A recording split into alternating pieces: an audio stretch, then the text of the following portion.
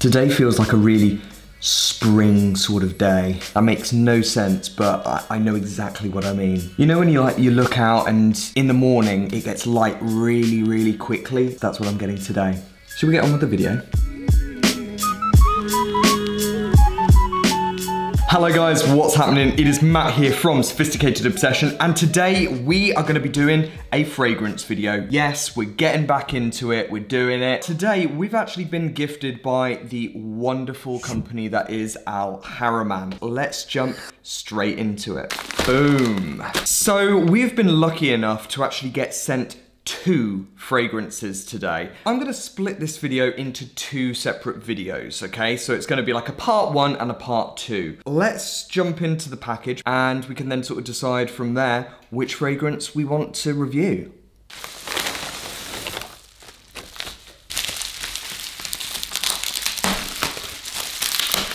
Yes, I've already seen a flaw in this plan. That is so satisfying.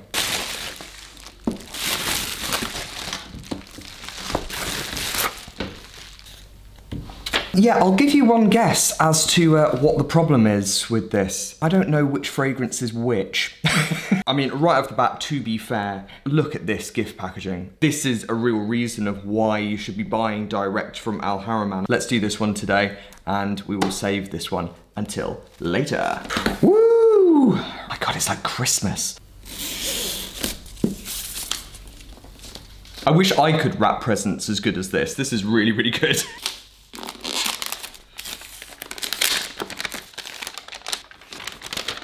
Ooh, okay. Here we go. So we have Haramain's Amber Oud. This looks incredible. Right from the get-go, I kind of think that this is going to be quite dark. This is going to be quite sort of like intense. I'm hoping that this is going to smell very similar to the Tom Fords of old. Do you know what I mean? Where they were just really sort of intense, unapologetic. They might blow your face off, but who cares? Let's open this up.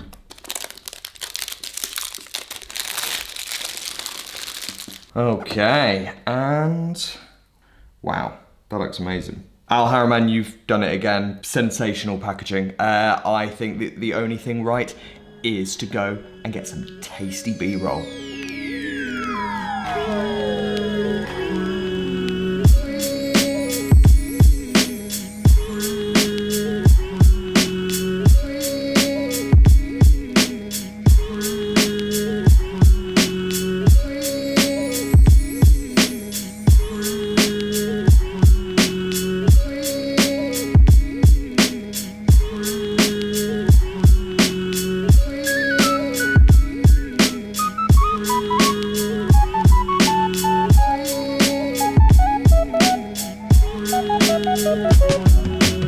Right, before I spray this, let's just have a quick little look at some of the notes that we are going to experience here. So we're going to get some warm spiciness, some sweetness, tobacco leaf, some vanilla, cinnamon, tonka bean, star anise. I kind of think that there is going to be some sort of like... At first when I saw the big notes, I was like, is this going to smell like Tom Ford's Tobacco Vanille? But looking at the minor notes, now I'm not too sure. So the only thing that we can do is go and have a little spray of this.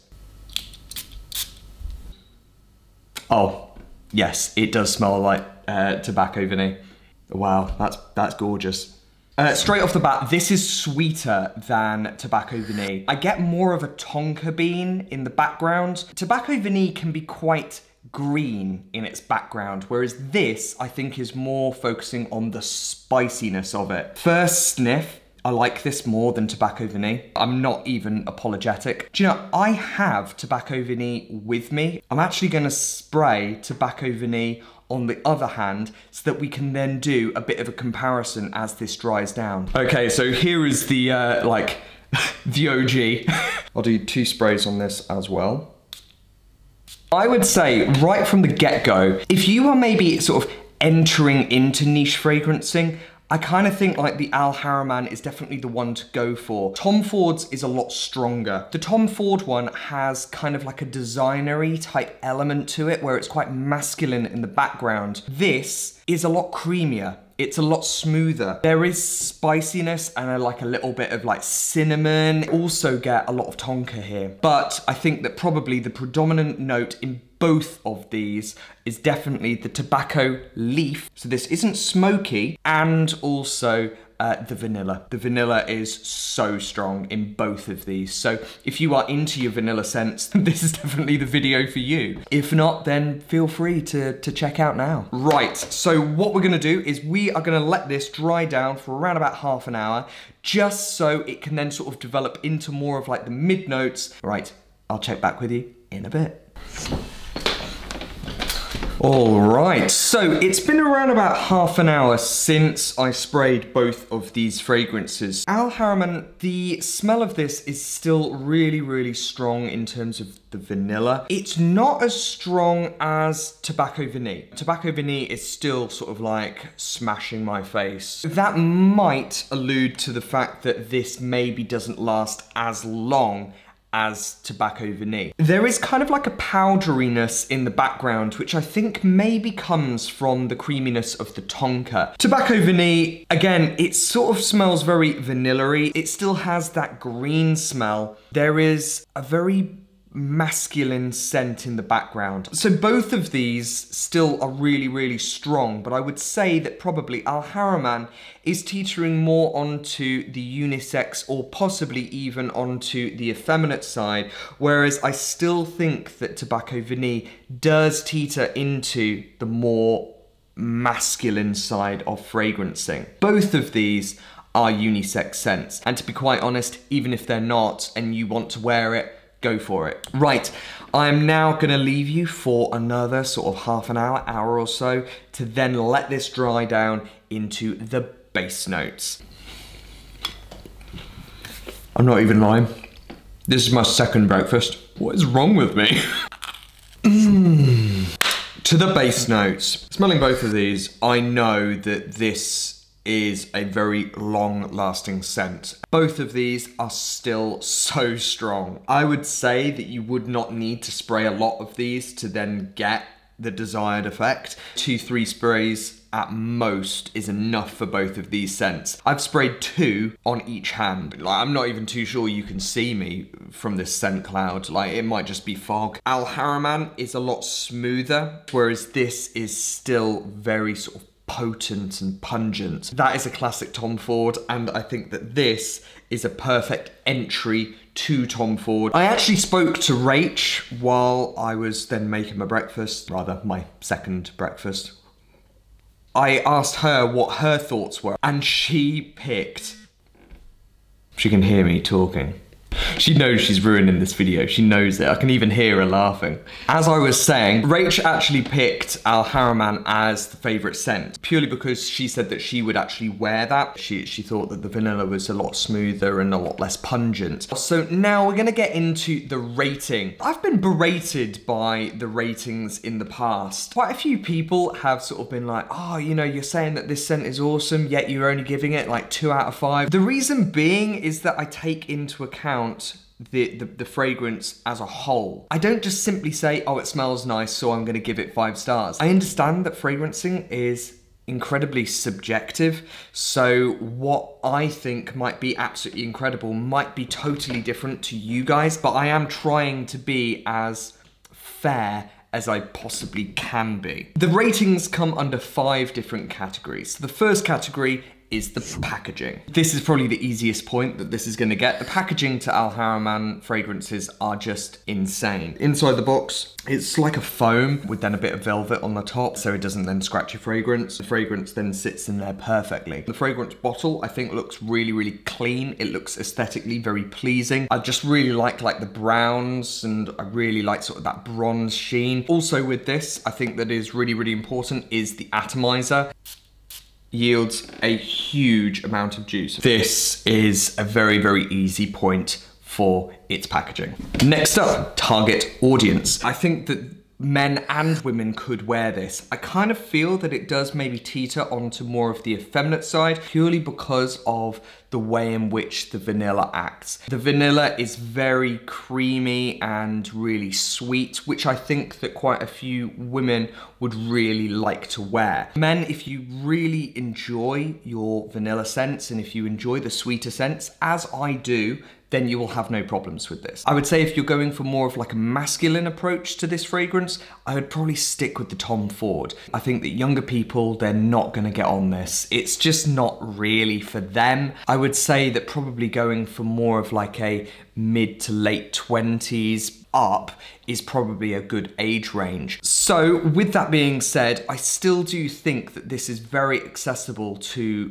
both parties. So I'm gonna give it a point for its target audience. Okay, so next we come to the longevity and the performance. The performance to this, I think, is a real strength to this fragrance. I would say that this would last more or less like all day. To be quite honest, with vanilla, the scent in general of vanilla tends to be very long lasting. You would struggle, I think, to actually have a vanilla scent that didn't last more or less like all day. There isn't really anything that they have specifically done here that is going to make it long lasting. I think that the scent cloud to this is really, really good. Just make sure that you are then being a little bit conservative with the sprayer. As soon as I stepped into the room, Rach was like, "Oh my God, you smell nice." So I think that the projection of this can be quite powerful. So just bear that in mind when you're applying it. However, it is another very easy point for its performance. So next we come to the versatility of this. So where and when can you spray this? I think that this is gonna be where it maybe falls down. I think that this is gonna be more of an evening scent. It's got that sort of almost sweet, sort of intoxicating appeal that I think you would wear on a date night. If you are working in an office, I think that this is gonna be too powerful. I think this will be quite overpowering, certainly if you work in very close quarters with somebody else. Also, I think this would suit the winter or the cooler weather. Summer, it's just too close. It doesn't have like any citrus, it doesn't have necessarily a refreshing smell. It's very intoxicating, it's very sort of nourishing, and it's warming. So although I think it would work exceptionally well in winter, I don't think that this would suit any of the warmer months. Autumn, possibly, if it is quite a cool, crisp day, but certainly winter is the place that you are going to be wearing this. So I'm not going to give it a point just because you're only wearing it 1 out of 3 seasons, and also you'd probably only want to wear this in the evening. So I'm not going to give it a point for its versatility. Finally, we come to uniqueness. Is this scent unique? Instantly when I smelt it, I instantly thought of Tobacco Vanille, so it doesn't get a point for its uniqueness. However, I do appreciate the artistic qualities between Tobacco Vanille from Tom Ford and Haramain's Amber Oud Tobacco Edition. Overall, that gives Amber Oud Tobacco Edition a 3 out of 5. I mean, a 3 out of 5 for this scent, I think is reasonable. That is very, very good for a scent that costs about 1/3 of what Tom Ford's costs. This is a 60ml bottle, and this is gonna set you back around about £60, which I think is insane value for money. I think that is really, really good. If you have then maybe smelt Tom Ford's Tobacco Vanille and you think, I like it, but it's quite powerful, try this. Also, if you are starting out in niche fragrancing, this is a good brand to start with, purely because their prices are not extortionate and the fragrances that they produce seem to be really good quality, and they are very well received by just the general public. So I hope that this has been helpful, and I hope that you have had all of your questions answered from the Amber Oud Tobacco Edition. If you do have any other questions about this fragrance or about Haramain, please just hit us up down below. As always, hit us up on Instagram to see what we are getting up to on a day-to-day basis, and if you have not done so already, hit that big subscribe button. Thanks ever so much, guys, for stopping by, and I will see you very soon for the next one. Peace.